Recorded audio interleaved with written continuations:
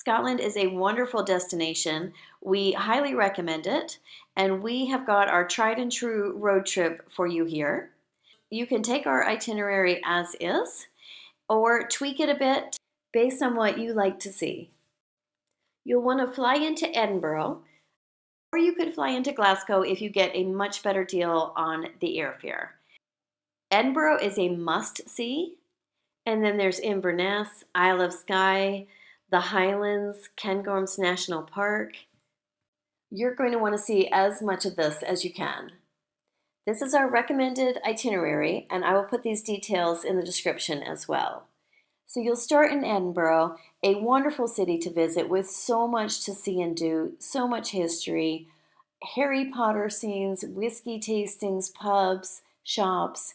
Edinburgh is wonderful. Pick up your rental car when you're ready to leave Edinburgh. Reminder, it is right-hand drive and you drive on the left-hand side of the road. And be sure to watch out for wildlife. When you leave Edinburgh, your first stop will be to tour Stirling Castle. And then we recommend heading on up towards Blairgowrie.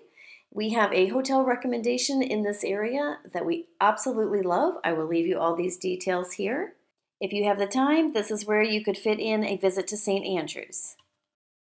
Heading north towards Inverness through Cairngorms National Park, keep your camera ready. There's lots of pull-offs to stop and take your pictures. So this will bring you up to Inverness. Once again, if you have the time, explore further east towards Aberdeen. Inverness is the unofficial capital of the Highlands, another must visit. And from here, you can book a tour of Loch Ness. Go monster hunting, you never know, you might spot something. When you leave Inverness, you'll see Urquhart Castle ruins on Loch Ness, absolutely stunning.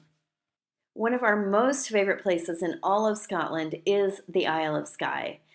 And just before you cross the bridge to go over to Isle of Skye, you'll see the Glenfinnan Castle. And then it's just an easy bridge to get over to Skye. The scenery on Isle of Skye is like it is from another world. There's waterfalls, coastal villages, mountains, even fairy pools. We stayed overnight in Portree, the seaside town. Even if you can only get over to Skye for a day trip, we do highly recommend it. So when you leave Isle of Skye, you'll once again see Glenfinnan Castle from the other side. There's a parking lot on that side as well that you can stop in and take a photo. You'll head south toward Fort William and then on to the Glenfinnan Viaduct. Both the viaduct, which you might recognize from Harry Potter, and the monument, the lone Highlander statue looking out over the Loch. This is very cool to see. Drive back toward Fort William, looking out for Ben Nevis, the highest point in Scotland, in fact, the highest point in the whole UK, and then on through the Glencoe Valley. The Glencoe Valley is said to be one of the prettiest valleys in the world. This is in part what is so magical about Scotland. Just when you think you've seen all the most beautiful scenery you could, here's Glencoe Valley. Next up is the seaside city of Oban, a wonderful place to visit, top recommendation. After Oban, you'll head south toward Glasgow, and a small detour east would bring you to see Rob Roy McGregor's gravesite. You'll travel along Loch Lomond on the way to Glasgow. Where Edinburgh is a bit more set up for tourists, Glasgow is one of our favorite cities that we could return to a million times. There's lots to see and do, and like most of Scotland, everywhere you go, you're going to feel like, was this building used in filming of Harry Potter? Maybe it wasn't, but it could have been. And in Glasgow, this is the Glaswegian accent that we all absolutely love. Can't understand it, but love it. A quick mention of some of our favorite foods in Scotland. The venison, fish and chips, meat pies. The big breakfast is the best. Also the breakfast roll, amazing. And if anyone asks if you want sticky toffee pudding, yes, the answer is always yes. You'll want to do a whiskey tasting while you're there, and be sure to try the local brew Tennent's Lager.